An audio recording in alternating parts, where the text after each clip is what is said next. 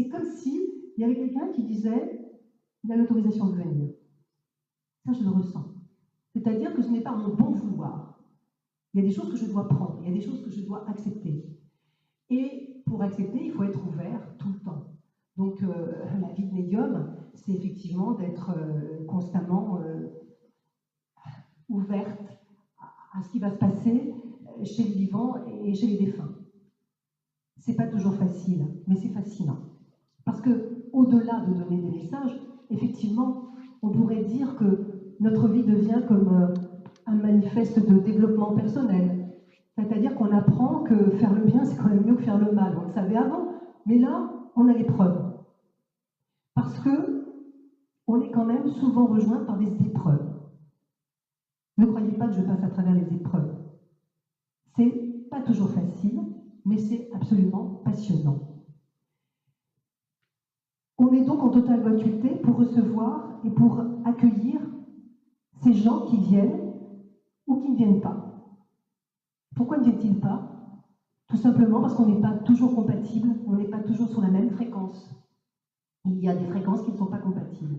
Il y a des défunts qui cherchent à parler et qui ne peuvent pas, parce qu'ils me disent on ne peut pas trouver la fréquence compatible. C'est comme ça.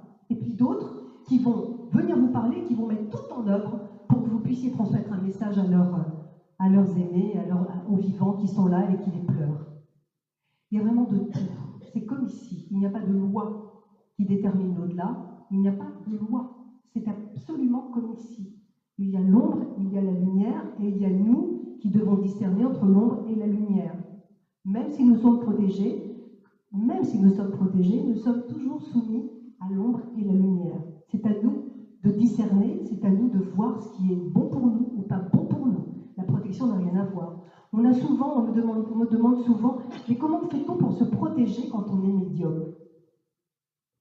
Il n'y a pas de protection à part celle de l'esprit. On peut effectivement faire des rituels, des visualisations, mais vous savez, ça c'est très fragile. Il faut juste être fort. Être fort, ça s'apprend. Tout à l'heure, on parlait, je crois que c'est Pascal, on parlait de comment fait-on pour ne pas se laisser infiltrer par ces esprits qui ne peuvent pas partir et qui cherchent de l'énergie pour rester ici et qui viennent pomper la nôtre. Il y a des esprits qui passent leur temps à chercher des gens dont ils vont manger l'énergie pour pouvoir rester ici, parce qu'ils ne veulent pas passer de l'autre côté, pour des raisons qui les regardent d'ailleurs. Souvent, c'est parce qu'ils ne veulent pas quitter leur famille, ou parce qu'ils sont très proches de la matière, ou bien parce qu'ils ont peur de passer de l'autre côté, ou parce qu'ils ne savent pas qu'ils sont décédés. Alors ils viennent chercher l'énergie chez nous, les vivants. Ils viennent, et on le sent, parce qu'on perd de l'énergie, on est fatigué, on est déprimé. Et souvent, il y a ce qu'on appelle les infiltrations. Des gens qui sont collés à nous, qui vivent collés à nous en disant « pourvu qu'elle ne parte pas », qui s'inspirent de tout ce que nous faisons pour pouvoir survivre. Alors comment fait-on pour se protéger de ces gens-là? C'est tout simple, il n'y a pas de rituel, il n'y a pas de magie, il y a de la force. On apprend à devenir fort. Et je dis la première chose, quand on a affaire à l'au-delà, ça c'est pour tous ceux qui ouvrent les portes, tous ceux qui pratiquent soit des sciences ésotériques, des pratiques, des thérapies, etc., qui ouvrent des portes vers un au-delà, parce qu'on ouvre des portes en faisant n'importe quoi, en faisant, par exemple, en faisant du pendule, en faisant des cartes, en faisant des méditations, on ouvre des portes. Comment se protéger de tout ce qui pourrait venir nous polluer? En ne permettant pas ces pollutions. C'est juste une pensée, en disant, maintenant je m'ouvre à l'au-delà, mais je ne permets à quiconque de venir piétiner mon territoire. C'est une espèce de pensée. Je dirais, avec amour et autorité. Amour et autorité. De même que vous ne permettez à personne de venir chez vous, d'ouvrir la porte et de venir chez vous, de passer dans votre maison, de venir se servir dans votre frigo. Imaginez. C'est pas parce qu'on est en contact avec l'au-delà qu'on peut permettre tout et se laisser envahir. Je connais des gens qui sont envahis d'entités. Et je leur dis, mais vous êtes envahis? Ben oui, j'ose pas les chasser, les pauvres. On les connaît, les profiteurs comme ça. Il y en a même chez les vivants. On n'ose pas les chasser, les pauvres. Ils viennent vous dévorer. Donc la première des choses, c'est se faire respecter. Se faire respecter l'au-delà aussi. Qu'est-ce que sont les entités? Ce sont des humains désincarnés, ni plus ni moins nous après, les nôtres après. Ce sont les mêmes, sans corps. Donc ce ne sont pas devenus, des anges, ils sont juste devenus des gens désincarnés, avec les mêmes intentions quelquefois, avec les mêmes tentatives. Tout dépend au niveau où elles se trouvent. Il y a plusieurs niveaux. Il y a ceux qui sont dans le bas, ce qu'on appelle le bas astral, ceux qui n'évoluent pas. Voilà, ceux qui n'ont pas envie d'évoluer. C'est pas parce qu'ils ne veulent pas, c'est pas parce qu'ils ne peuvent pas, ils ne veulent pas. Quand on essaie de faire passer certaines entités dans la lumière, dans le bas astral, en leur disant « il faudrait quand même que tu t'élèves », je m'en fous, je ne m'élèverai pas, je n'ai pas envie, je n'ai pas envie. Il faut respecter, parce que chacun a sa volonté. Il y a des entités qui ne veulent pas partir, qui ne veulent pas aller dans la lumière, qui veulent rester là. On ne peut pas les chasser à coups de pied aux fesses, c'est impossible. On doit respecter la volonté de chacun, mais on doit s'en protéger. On a une impression comme ça, il y a toute une mode de passeur d'âme, il y a beaucoup de gens qui me disent « je suis passeur d'âme, je suis passeur d'âme, je suis passeur d'âme, je fais passer les âmes ». C'est bien. Quand les âmes vous demandent de l'aide, c'est bien. Quand les âmes ne vous demandent rien, on ne peut rien faire. Comme quand on arrive dans une maison, déjà habitée par des entités, qui vous regardent arriver, et qui se disent « eh ben, pas gênée celle-là, s'installe chez nous, ah bah elle fait la peinture, ah bah maintenant elle touche les murs, ah bah maintenant elle nous écroule les murs. » Ça va pas du tout. Ça va pas du tout. Et là commencent des guéguerres insupportables. La première chose à faire quand on va dans une maison, c'est un lieu, entre quatre murs est un lieu qui a vécu. Donc il y a un lieu qui a enregistré des conversations, enregistré des événements, et puis a été le refuge de gens qui, souvent après la mort, continuent à venir s'y réfugier parce que c'est le seul endroit qu'ils savent sûr. Eh bien ces gens-là, on ne peut pas les chasser comme ça quand on rentre dans une maison. Il faut essayer de comprendre si l'entité a besoin d'aide, si elle veut tout simplement continuer d'habiter là, si tout simplement elle ne veut pas que vous soyez là, ou si, quelquefois aussi, il n'y a personne, mais la maison est peuplée de souvenirs, de mémoires. Et là, on n'arrive pas à faire la distinction. Souvent, les gens me disent « venez voir, chez moi, il y a quelqu'un qui s'est suicidé, donc, eh bien oui, mais ça ne veut pas dire que la maison est maudite, ça n'a rien à voir. » Il est probable que quand on passe dans la pièce où la personne s'est donnée la mort, ou même où la personne est morte quelquefois sans se suicider, on ressente quelque chose. Mais c'est juste la trace du passage. Comme quand l'âme s'en va et laisse une trace. Vous passez au travers de la trace, vous ressentez quelque chose. C'est juste la trace du passage. Elle est partie. Puis d'autres qui ressentent une présence. Et la présence, vous savez, ça ne trompe pas dans une maison. Une présence vivante, une entité vivante elle est là et vous la ressentez. C'est comme quelqu'un qui se déplace, vous le sentez. Ça n'a rien à voir avec une trace, ou une charge, ou une lourdeur. C'est quelque chose qui déménage votre espace, qui fait du bruit, qui déplace vos objets, qui vous empêche de dormir. Au bout de 2-3 jours, ça commence à frapper dans les murs. Ça le déplace, ça bouge les chaises. Ça fait sentir que c'est là. Et que vous n'êtes pas complètement chez vous. Alors là, que faire? On vient me dire souvent, il faut venir chasser. Non, moi je ne chasse pas. Je viens discuter déjà. Qui est là? Y a-t-il possibilité de négocier? Souvent oui. Souvent non. On ne négocie pas. L'autre veut qu'on s'en aille. Et vous fait la guerre. Parce que l'autre a décidé que cette maison serait la sienne jusqu'à la fin, jusqu'à ce qu'il passe de l'autre côté.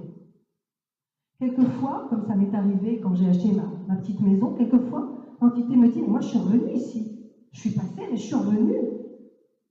Mais j'ai des choses à faire ici, donc il faudrait bien que tu t'y habitues, tu vas me croiser tous les jours. » Ça peut devenir vraiment pesant.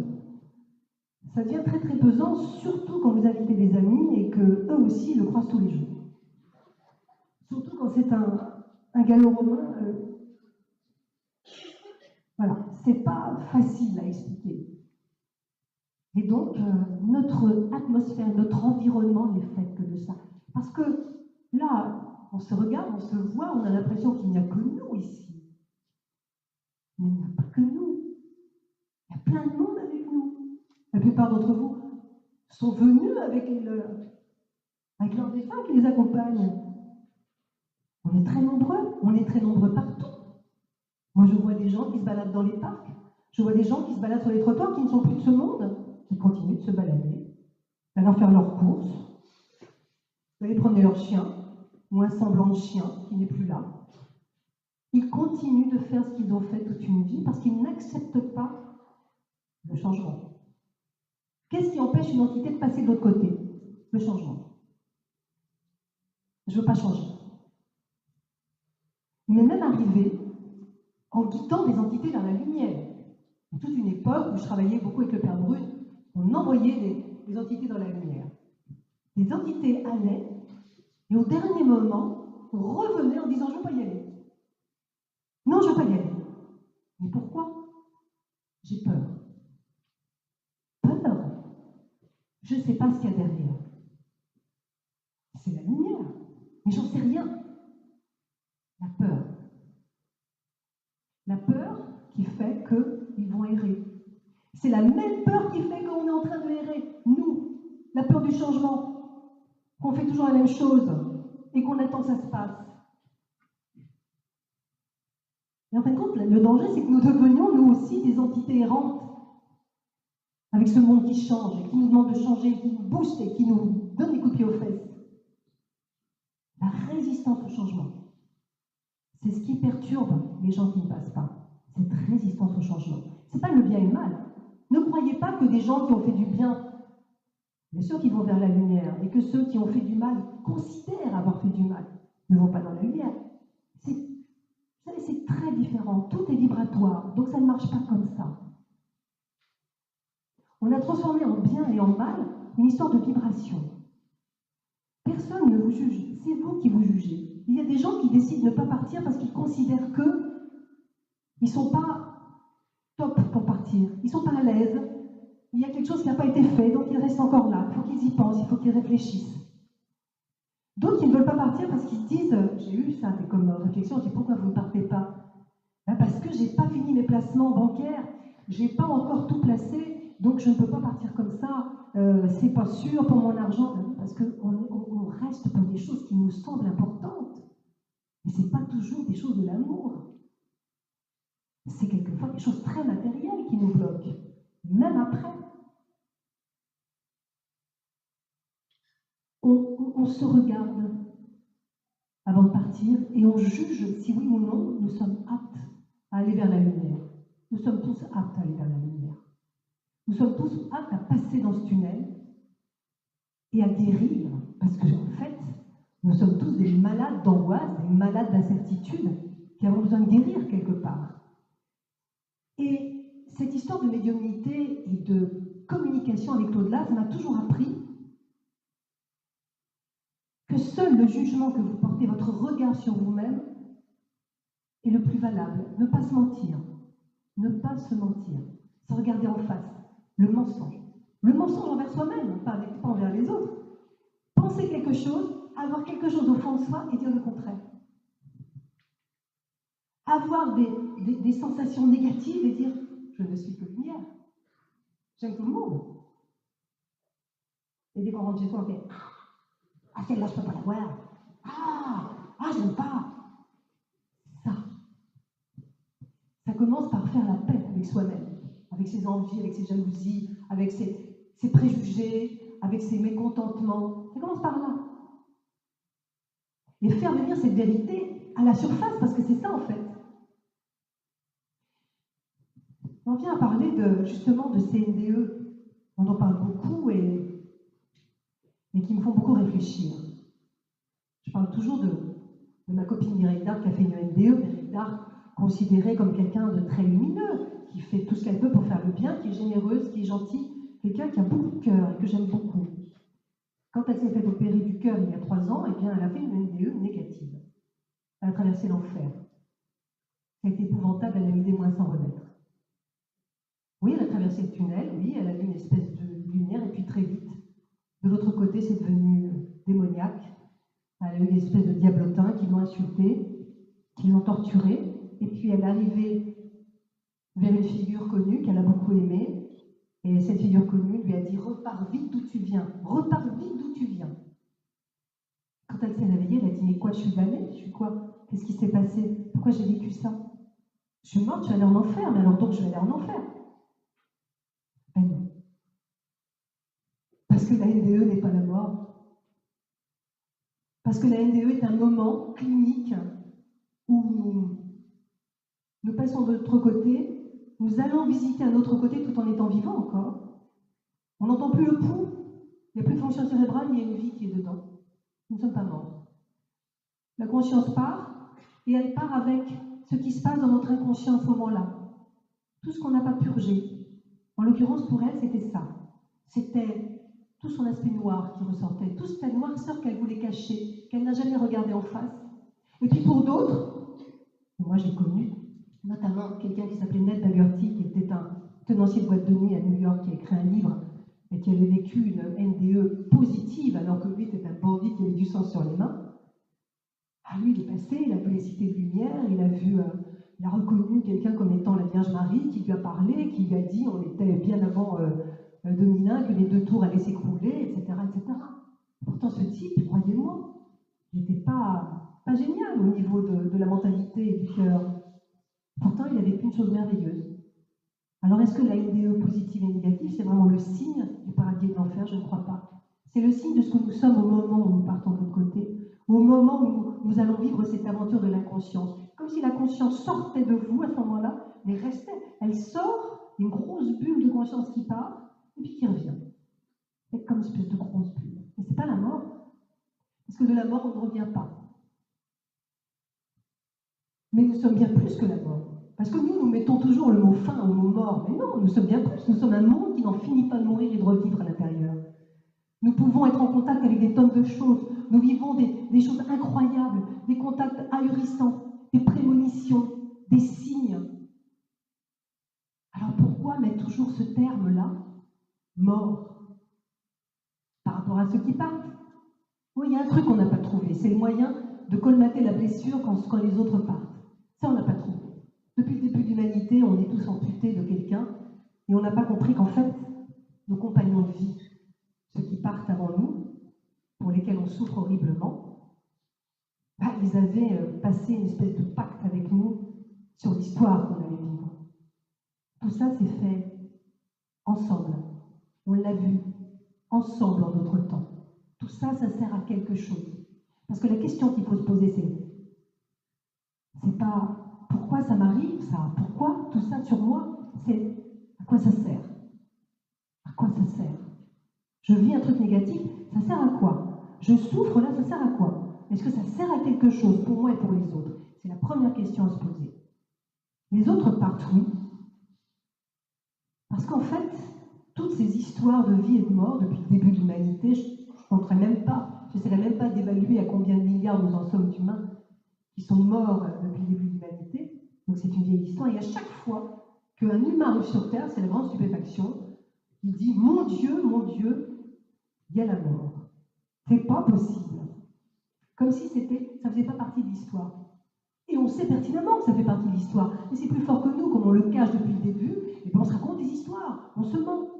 On dit on ne va pas mourir. Ceux qu'on aime ne mourront pas non plus. On l'oublie. On ne l'incorpore pas. C'est dommage. Parce que penser que tout peut s'arrêter d'un instant à l'autre, mais pas de manière morbide, de manière lucide et constructive, c'est une façon de vivre beaucoup mieux. C'est une façon de vivre beaucoup plus pleinement. C'est une façon de lâcher prise. Si je considère que c'est juste l'ici et maintenant qui compte, ce que je vis avec vous, cet après-midi, je suis là, je suis avec vous, je suis vraiment avec vous. Cet instant-là va partir, va s'effacer après. Mais là, je le vis pleinement avec vous. Seul ce moment compte. Mais je ne sais pas si tout à l'heure je ne vais pas mourir, je ne sais pas ce qui va se passer, mais je suis là. Et bien vivre comme ça, je vous assure que c'est fabuleux. Parce que c'est dire aux gens qu'on les aime, c'est les regarder. Et puis, c'est ne pas penser à l'après. Mais je reviens à notre vilain mental qui ne pense qu'à ça. Le vilain mental, ce truc qui dit « Ah là là, tu te rends compte, qu'est-ce qu'est-ce que tu vas faire? Et maintenant, qu'est-ce que tu vas faire maintenant qu'il est mort? Et qu'est-ce que tu vas faire? Et t'es loyer, t'as fait ta déclaration d'impôt, tu l'as remplie, non? Oh, dis-donc, t'es passé chez le notaire? Oh, voilà, c'est le mental. Il ne parle jamais de vous ni de votre présent, il ne parle que de ce que vous avez à faire, ce que vous avez fait hier, voilà. Il vous embrouille en permanence. Et je me rends compte que le mental est en train de prendre sérieusement son pouvoir en ce moment. Il nous embrouille. Il est en train de tuer l'instinct, et au lieu de devenir juste un petit post-it que vous collez sur le frigo, ce mental, pour dire je me rappelle de ce qu'il faut faire, il devient le roi. Et ça, c'est mauvais signe. Parce que le mental, forcément, lui, il a toujours raison. Il est victime. Mais il est coupable. C'est de la faute des autres. On m'a raconté un jour, quand je questionne, je demande, mais pourquoi? Pourquoi est-ce qu'on meurt? Alors que la vie continue, oui. Les réincarnations, oui, sans doute, mais pas forcément. Pas pour tout le monde. On choisit. Ou on ne revient pas. Il y a d'autres dimensions. Il y a vraiment d'autres choses à vivre. Aussi intéressantes. Les gens qui partent, oui, ils partent. Quelquefois, ils sont conscients qu'ils nous ont laissés. Ils restent toujours en contact avec nous. Ils nous aiment tout le temps. L'amour ne s'arrête jamais. C'est la seule force qui ne s'arrête pas. L'amour ne s'arrête jamais. La haine s'arrête. L'amour, non. Quand j'ai travaillé avec Massimo Teodorani, ce physicien quantique italien, et que je lui ai demandé est-ce possible de parler à des gens qui sont morts il y a 2 siècles, quand on est médium? Il m'a dit cette chose, il m'a dit prenons les 2 particules, qui fusionnent. Je résume de façon un petit peu triviale. 2 particules qui fusionnent, qui s'aiment. En physique quantique, si on les sépare par des années-lumière, elles vont continuer de s'aimer et de communiquer. Eh bien, il me dit, moi je pense que c'est pareil pour les âmes. Nous sommes 2 particules, nous nous aimons, nous sommes séparés, mais nous continuons de nous aimer et de communiquer. Et de communiquer. Il faut bien savoir que tous les gens que vous avez perdus communiquent avec vous. Pas par des paroles. On me dit souvent, ah oui, j'ai pas de message. Le message, c'est rien. C'est par le cœur. C'est ressentir. C'est aimer. C'est ressentir cet amour qui vient par moments. On a des bouffées d'amour qui arrivent, on dit ça vient d'où? On se sent dans un état de sérénité quand on est disposé à l'être, quand on accepte de l'être. Parce qu'il y a une autre chose, c'est que pour ressentir les signes, pour être serein, il faut accepter. Pour accepter, il faut déjà être passé par sa tristesse. Il faut avoir pleuré. Il faut déjà commencer à avoir élaboré une espèce de deuil, on va dire.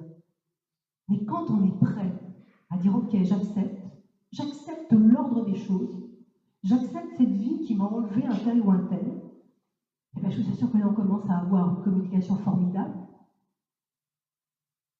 et on ressent des espèces de forces qui arrivent et qui vous font avancer. Vous ne vous posez même plus de questions, vous avancez, vous prenez des décisions, vous prenez du courage, vous dites de toute façon je ne suis pas seule, je suis aidée, on est tout le temps aidé. De l'autre côté, quand ils passent, ils restent toujours avec nous. Et puis ils commencent leur évolution, commencent à aller dans leur autre vie. Qu'est-ce que c'est leur autre vie? Je n'y suis pas allée, je ne peux pas vous le dire, je sais juste ce qu'ils me disent. Certains recréent, alors c'est très curieux parce que c'est l'esprit qui crée. Certains recréent leur village, retrouvent leur famille, ceux qui sont déjà partis, et puis continuent à rester en contact avec nous. Et on reste toujours en contact. Et puis d'autres commencent de nouvelles expériences, mais restent toujours en contact avec nous. Mais s'éloignent un peu, on les sent moins parce qu'ils évoluent. Mais bizarrement, quand on les sent moins, c'est que nous aussi nous évoluons vers autre chose. En aucun cas, je n'ai jamais entendu dire qu'un défunt avait oublié ceux qu'il aimait. Jamais. On m'a déjà posé la question sur la réincarnation. On m'a dit, mais est-ce que quelqu'un qui se réincarne sur Terre peut toujours communiquer avec celui qu'il a laissé il y a quelques mois sur Terre? Et je dis, il ne se réincarne pas s'il vient de laisser quelqu'un. On ne se réincarne pas tant que quelqu'un pense à vous. On ne revient pas dans le corps d'un autre tant que quelqu'un pense à vous ici. Tant qu'il y a une pensée d'amour qui va vers vous, vous ne vous réincarnez pas. Vous vous restez à disposition de cette pensée. Il faut bien savoir ça. Il n'y a pas d'indifférence de l'autre côté. Il n'y a que de l'attention. On est quelquefois même aimé de défunts qu'on n'a presque pas connus. Des arrière-grands-parents, des gens que tiens, j'ai pas connus et qui vous aiment. Et qui disent ben oui, moi je t'aime, moi. Même des arrière-grands-parents un peu gênants, comme le mien. Une histoire qui m'est arrivée il y a quelques jours. Je vais vous prouver que c'est quand même curieux. Je suis allée voir mon père. Mon père est décédé il y a 1 an. Et peut-être quelques mois avant sa mort, je suis allée le voir. Et il me dit, tu sais quoi? Il paraîtrait, d'après un notaire, qu'on aurait un bagnard dans la famille. Je dis, ça veut dire quoi? Il me dit, quelqu'un est mort au bagne dans notre famille. J'ai dit, mort au bagne, mais qui? Ah, je ne sais pas, me dit-il. Oui, je n'ai pas demandé, je ne sais pas. Or, il s'avère que mon père avait lui-même mon grand-père, donc un père qui avait été abandonné à sa naissance. J'ai toujours entendu dire que les parents de ce grand-père étaient morts très tôt et que cet enfant avait été donc recueilli par une famille adoptive. Mais là, la vérité veut se faire jour et je découvre une toute autre histoire. Et ça s'est passé il y a 4 jours. Donc, je suis très marquée par le fait qu'il y ait un bagnard mort à Cayenne. Donc j'imagine quelqu'un qui est mort à Cayenne et je dis, mais était-il surveillant ou était-il bagnard? Enfin, et je ne trouve aucune trace. Et puis je reçois une lettre d'une dame, il y a quelques jours, qui me dit, voilà, je vous ai entendu parler il y a 1 an, quand j'étais dans ma voiture, à la radio, d'un ancêtre qui était probablement bagnard à Cayenne, et ça vous avait un tout petit peu surpris parce que vous n'aviez pas de réponse. Eh bien moi, je vais vous dire une chose, j'ai découvert dans un vieux livre de mon grenier, un livre, un récit de Albert Londres, reporter, qui a fait un reportage dans les années 20 à Cayenne, au bagne, et qui parle d'un certain Darry, bagnard, qu'il rencontre et qui a tué un homme.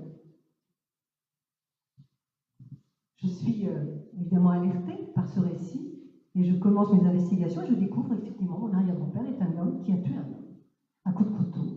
On est dans les années en 1912 et que tout ça est devenu un énorme secret de famille. On a préféré faire mourir cet ancêtre plutôt que d'annoncer qu'il était meurtrier, évidemment. Mais la répercussion de cette chose-là est énorme. Parce qu'au moment où je découvre la vérité sur cette histoire, non seulement dans la nuit suivante apparaît le Jean-Baptiste Darré qui vient me voir et qui me dit finalement « Tu sais qui je suis ». Et je lui dis « Comment tu n'es pas apparu plus tôt ?» Et il me dit cette chose, je ne pouvais pas venir te voir car tu ne savais pas. C'est-à-dire que le fait de l'avoir fait mourir depuis des générations, depuis au moins 2 générations, ça l'empêchait d'accéder à notre vie. Il était mort pour nous dans notre esprit. Le fait qu'il y ait un doute qui le fasse vivre, ça lui permettait d'accéder et de venir me voir. Et bizarrement, j'ai été libérée par cette histoire.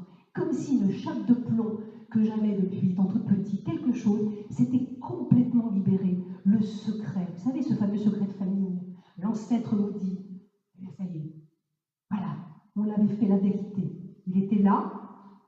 Ah, bien sûr, il a beaucoup souffert. Il a expié largement. Ça n'empêche pas qu'il a tué un homme et qu'il a tué gratuitement. Un coup de couteau pour rien, pour une querelle.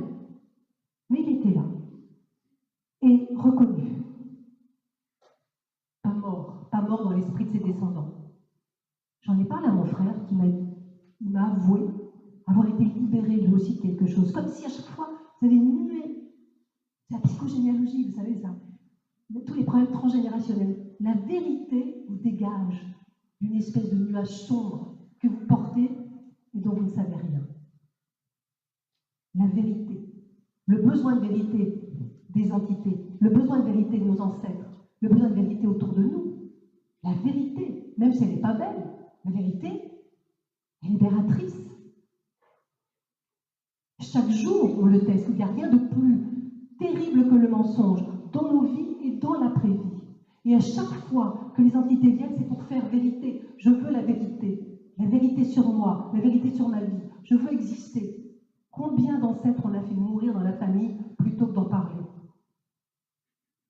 Nos familles ne sont que des puits de mensonges. Et des puits de mensonges qui ont des conséquences sur nous dramatiques. Des dépressions, des angoisses. Quelqu'un me dit, mais je suis née angoissée, je ne sais pas pourquoi je suis tout le temps angoissée. Il suffit d'avoir eu un mensonge du genre qui va plomber des générations.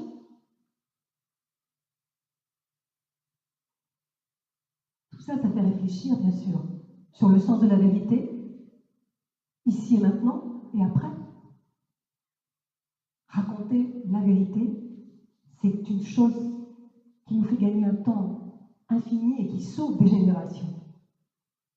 Quelle qu'elle soit, même si elle est difficile, il vaut mieux l'embrasser que de la tuer. En fait, on se rend compte que pendant des siècles, on a lu sur la médiumnité des médiums qui disaient, qui parlaient qui nous donnaient des contacts très simples, un tel vous aime, votre mère vous aime, etc., elle va bien. Mais en fait, ça va bien au-delà. Le contact avec l'après-vie, c'est une manière de libérer non seulement ceux qui sont partis, mais libérer aussi ceux qui restent. Libérer de joues incroyables qu'on porte depuis quelquefois des siècles dans la famille. Et quand on se libère, on libère l'environnement. Parce que quand on porte notre chape de plomb, on plombe tout l'environnement. Nous sommes une espèce de vibration, de force énergétique. Quand on est plombé, on plombe tout le monde. Quand on est libéré, on libère tout le monde. On peut toujours changer, on peut toujours se convertir. L'histoire de vérité, je le raconte avec l'histoire de Napoléon, avec l'histoire que je viens de vous raconter de mon ancêtre, qui maintenant, je pense, est en paix, puisqu'on a longuement discuté, et je pense qu'il est parti dans la lumière. Mais ça peut être à tout niveau, le besoin de dire « je suis ». Il n'y a rien de pire que d'être oublié. Il n'y a rien de pire que de ne pas exister. Que de ne pas exister. Quand je dis exister, ce n'est pas forcément d'avoir sa photo sur la commode ou le buffet. C'est exister dans l'esprit, c'est d'être aimé. Être aimé. C'est très important.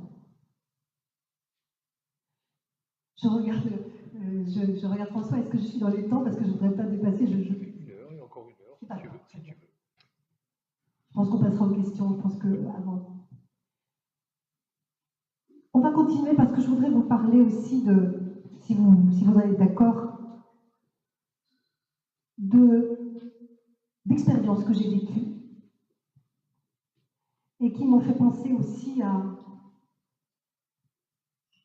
l'extraordinaire pouvoir qu'a l'au-delà sur nous dans notre vie quotidienne.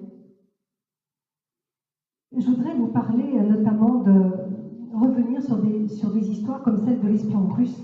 Je ne sais pas si... il s'appelle Litvinenko. Je ne sais pas si vous vous souvenez de cette histoire, j'en ai parlé tout à l'heure à midi, de cette histoire de cet espion russe qui a été empoisonné au polonium il y a une dizaine d'années ou 6-7 ans, je ne sais plus exactement quand. Il me semble qu'il y a à peu près une dizaine d'années maintenant.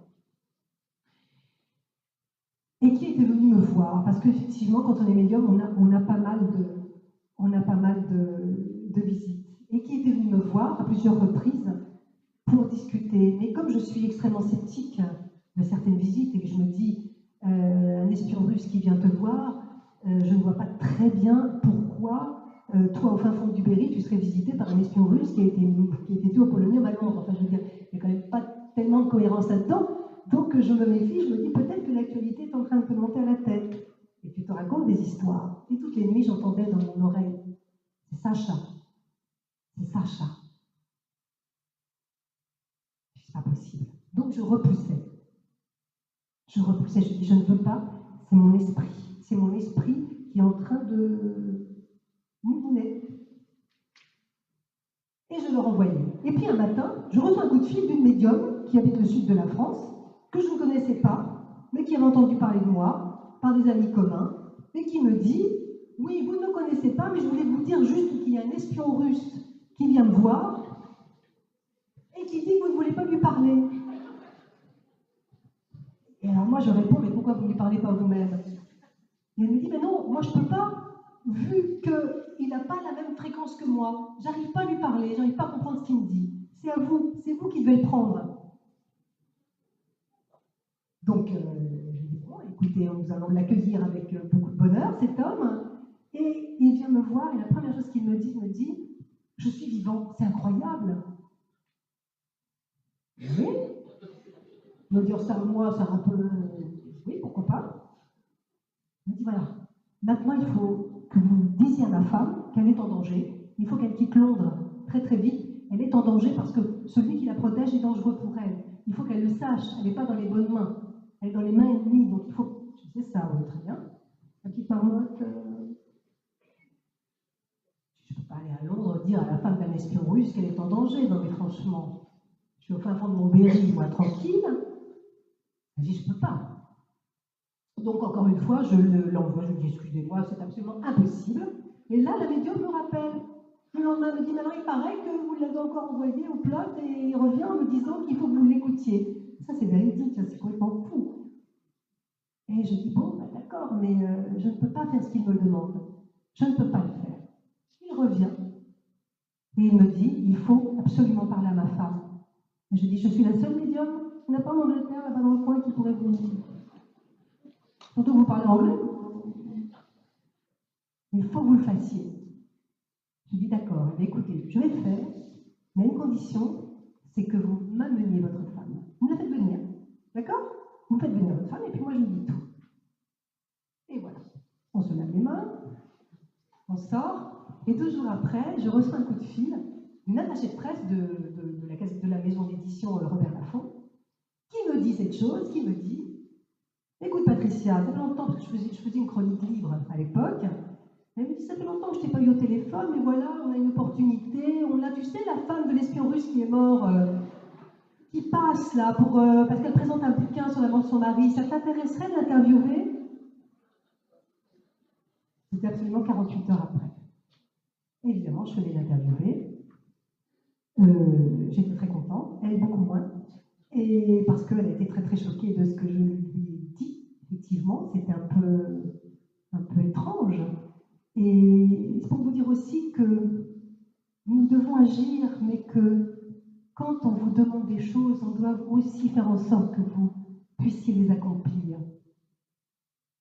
On ne vous demandera jamais de faire des kilomètres ou de faire des choses infranchissables, de réaliser des actes impossibles. Il y aura toujours un mi-chemin. Entre l'au-delà et nous, il y a toujours un mi-chemin. Nous faisons et ils font. Pour vous dire aussi que tout ça, c'est possible. Tout est toujours possible. Des histoires comme ça, j'en ai plein. En ce moment, il est vrai qu'avec le changement énergétique, les choses sont un tout petit peu plus bousculées. On capte différemment, le monde est en train de changer, les énergies changent, donc les captations sont un peu différentes, on ne capte pas de la même façon, ou c'est plus rapide, c'est très curieux parce qu'il y a une plus grande rapidité dans les captations, comme le temps qui s'accélère, comme ce temps qui s'accélère, puisque le temps s'accélère vraiment, on a l'impression que les choses s'accélèrent. Et donc, comme les choses s'accélèrent, il va falloir faire le tri et se délester, en fin de compte, de tout ce que nous portons comme besace sur nos épaules. Et la vie nous invite en ce moment à faire le tri. C'est-à-dire qu'on ne peut plus tout porter. On a l'impression de courir après le temps, on a l'impression que ce temps qui vraiment se réduit de plus en plus nous incite à faire des économies, alors on commence à aller vers l'essentiel. Et l'essentiel, c'est quoi? C'est de quoi manger, c'est le travail, bien sûr, quand on en trouve et quand on en a, c'est de le garder, c'est la famille. Et puis après, c'est de poser la question, mais qu'est-ce qui est essentiel pour moi? En fin de compte, à chaque fois que j'interroge les guides, ou ceux qui sont censés être de l'autre côté, qui sont des guides, ce sont des guides. Ils ne savent pas tout, forcément, parce que j'ai compris qu'il y avait une hiérarchie. Quand je dis la hiérarchie, c'est que je me rends compte que ceux qui sont de l'autre côté dépendent d'autres qui sont encore plus hauts, etc., etc. Et tout le monde n'a pas forcément l'information que l'on cherche au moment où on les interroge. C'est très curieux, c'est comme ça. Et quand on interroge les guides, ils nous disent « débarrasse-toi du fardeau, il faut changer, va à l'essentiel ». Mais c'est quoi l'essentiel? L'essentiel, c'est de se débarrasser de tout ce qui n'est pas essentiel. Ça, je le savais. Mais c'est quoi qui n'est pas essentiel en ce moment? Eh bien, c'est tout ce qui t'angoisse. C'est tout ce qui est lourd. On commence par le travail.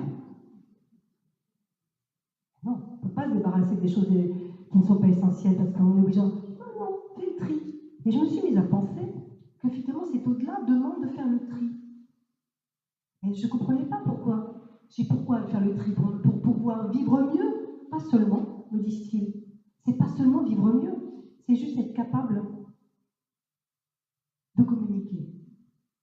Plus nous allons libérer de nos angoisses, plus nous allons faire le tri actuellement avec ce qui nous est imposé, plus nous allons pouvoir communiquer, avoir des contacts, plus nous allons nous charger en choses futiles et nous perdre dans le non essentiel, moins nous sentirons les énergies de l'autre côté. Tout est lié. Alors c'est ce que j'ai commencé à faire. J'ai commencé à faire moi aussi ma petite métamorphose depuis quelques temps. C'est pas toujours aisé, c'est pas toujours facile. On passe par des drôles de moments. Mais je me suis rendu compte que maintenant il y a une espèce de 4G qui s'établit avec une rapidité incroyable de connexion.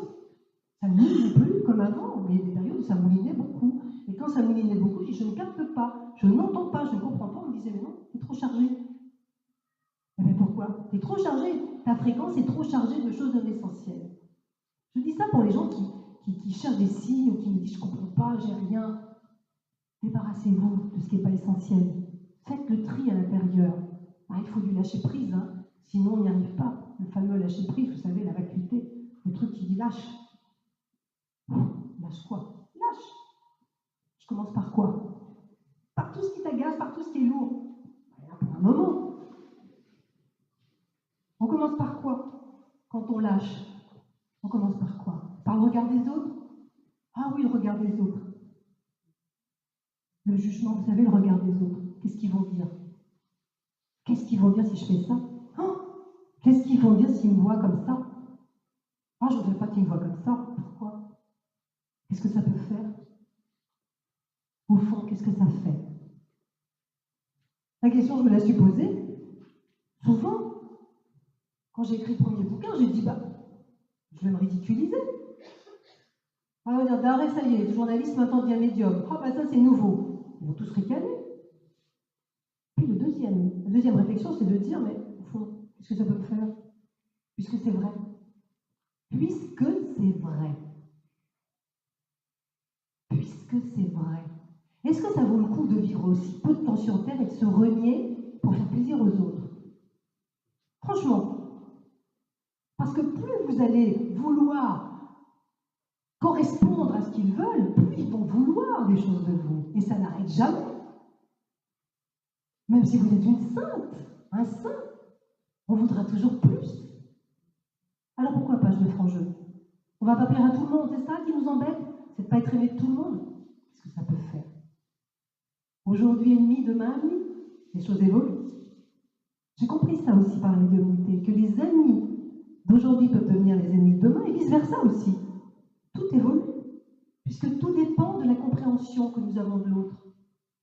Quand d'un seul coup on découvre que l'autre n'est pas si tordu qu'on le pensait, et qu'on commence à revoir un peu la question, alors on va vers lui, puis on dit finalement, c'est pas mal, et l'autre dit, toi non plus au fond. Et puis on commence à se... Non, c'est ça l'évolution. Le regard des autres, on s'en fout. Nous on est, on sait où on va. On se moque de nous, on s'en fout. On m'a dit aussi, ah ben oui, mais comment parler de médiumnité? Vous vous rendez compte, moi, on va me prendre pour une folle, j'ai jamais osé le dire. Pourquoi vous n'avez pas osé le dire? Prise pour une folle, non? Parce que tout le monde le pense.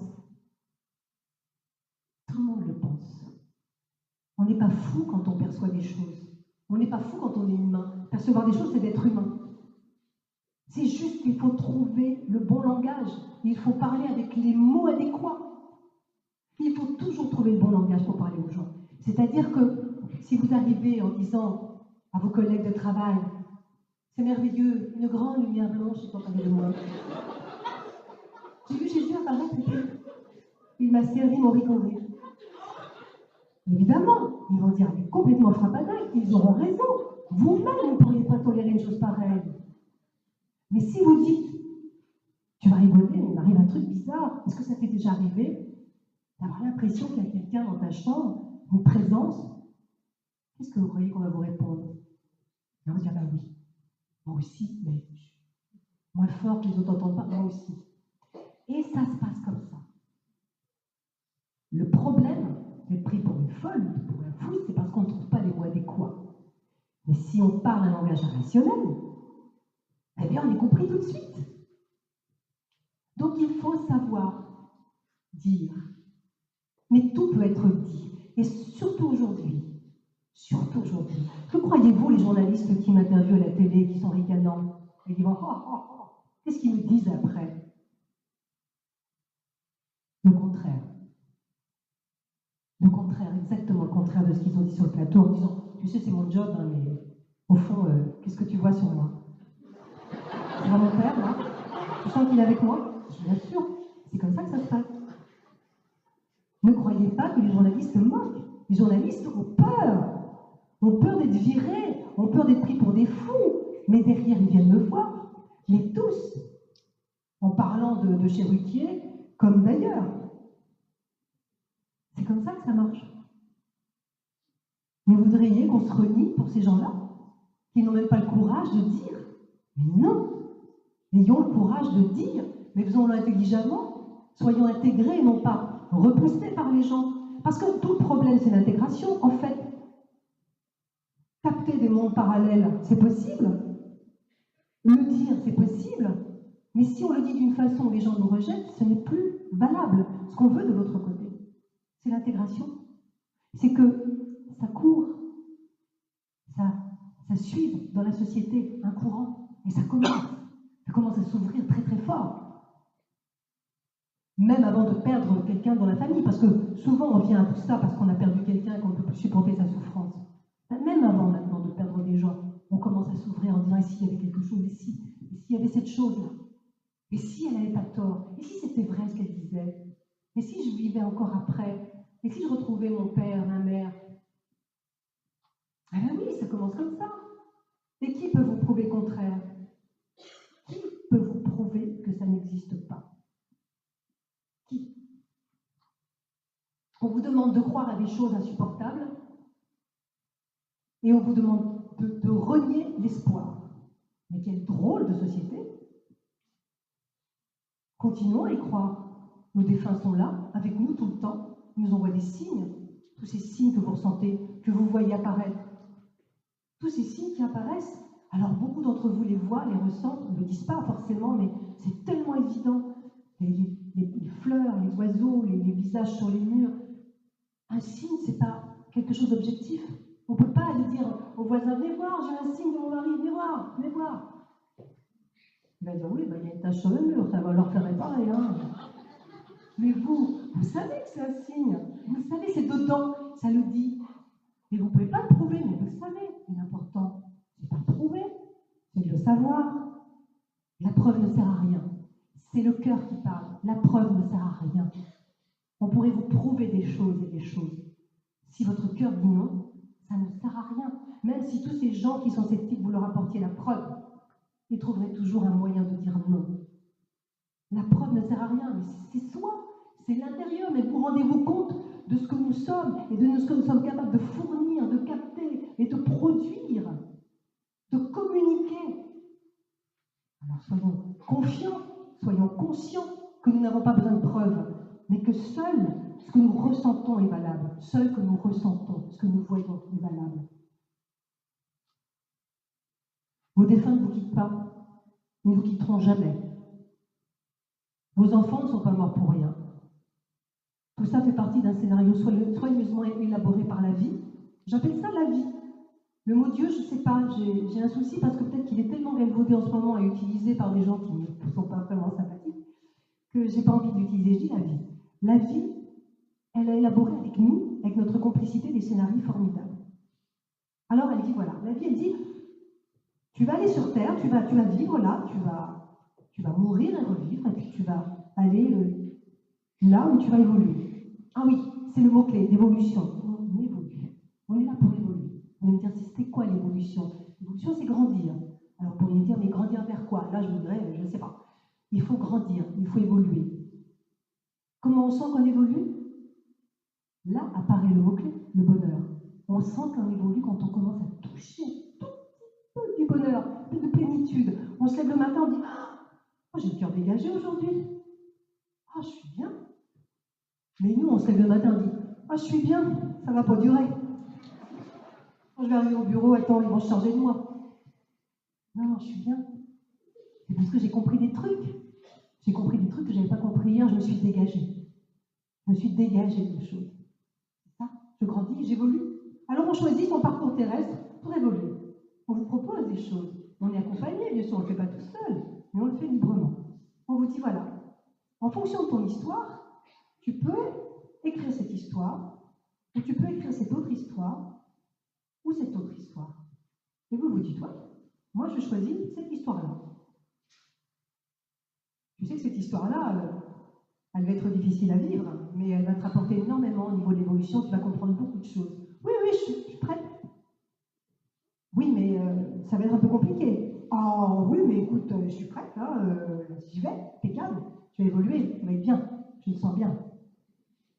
Et puis on arrive au monde, et on se retrouve africain au Sahel, sans manger, dans la misère, et on dit, hey, oh, hey, c'est pas ça, hein. Je t'avais dit que ça serait compliqué. Seulement quand tu l'as décidé, tu n'avais pas de corps, tu n'avais pas d'angoisse, tu n'avais pas de souffrance. La souffrance, elle vient du corps, elle vient de la matérialité. C'est la matière qui fait souffrir. C'est la matière. Il faut manger, il faut boire. Tout ce qui est matériel fait souffrir. Cette espèce de douleur. Je ne dis pas que la matière, c'est le diable, parce que la matière, on en a besoin. C'est notre support d'évolution. Mais elle est compliquée, la matière.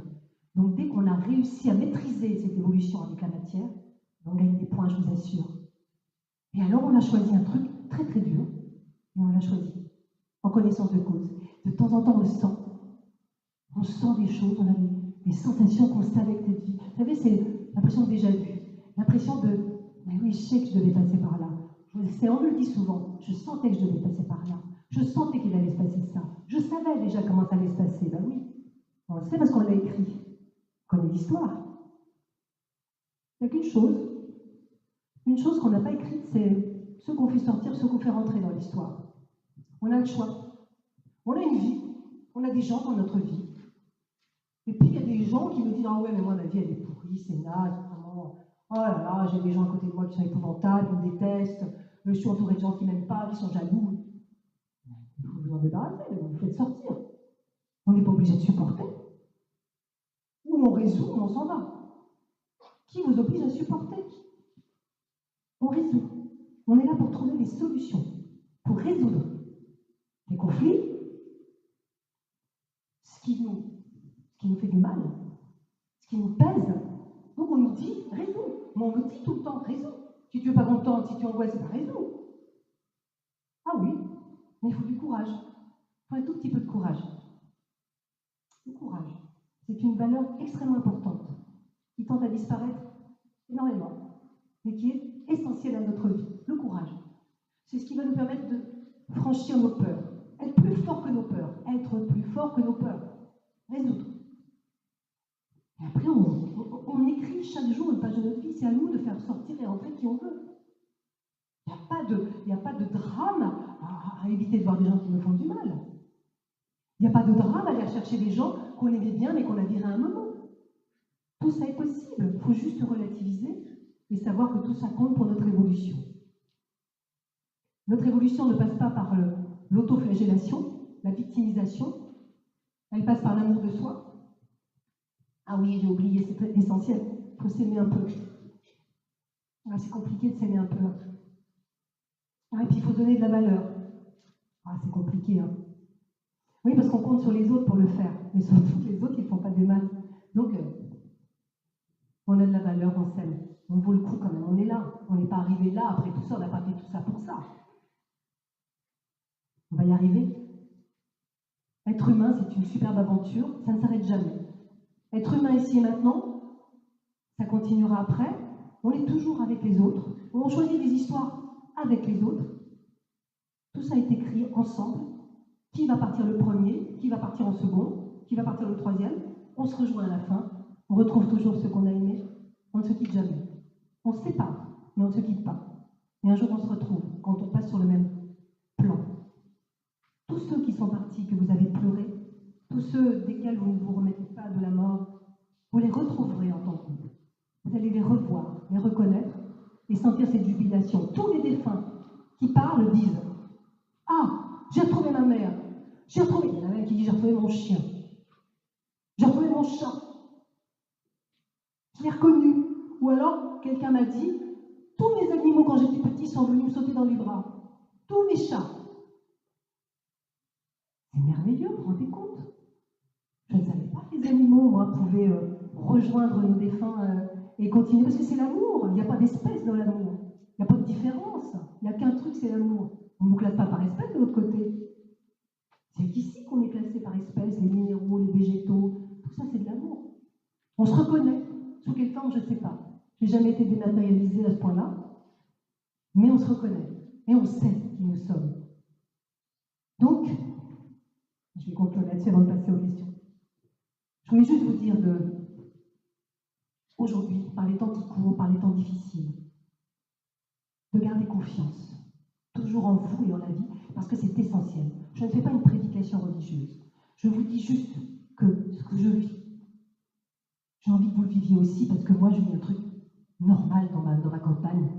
Et tous les jours, j'ai beaucoup de joie à vivre ça, parce qu'on me dit des choses que j'ai envie de partager.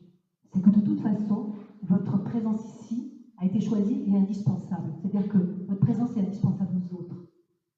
L'évolution de chacun d'entre nous ici passe par l'autre. S'il en manque un, c'est plus pareil. Donc, notre présence ici est indispensable aux autres et à notre vie familiale. Nous sommes indispensables. Soyez conscients de du précieux que vous représentez à cette vie. Soyez conscients aussi que vous pouvez communiquer avec vos défunts, que vous pouvez les ressentir, qu'ils sont avec vous tout le temps. Qu'il y a ce fil qui n'est jamais coupé, même quand vous vous sentez seul, et vos anges gardiens, vos protections, c'est toujours là. Quand on se sent seul et abandonné, c'est souvent la souffrance et la peur nous coupent. Il n'y a que la souffrance et la peur qui nous coupent du reste. Quand vous reprenez confiance et que vous reprenez un peu d'amour envers vous-même et de confiance en la vie, vous recréez le lien. Soyez plus fort que vos peurs. La vie, ça vaut le coup. Il ne faut pas passer à côté. Voilà. C'est mon message d'aujourd'hui. Je suis partie un peu dans toutes les directions. Et je crois maintenant, si vous en êtes d'accord, François, qu'on peut peut-être passer aux questions, parce que ce que j'ai envie, c'est d'échanger avec vous et d'entendre vos questions et de savoir ce que vous avez envie de savoir. Si je peux évidemment répondre.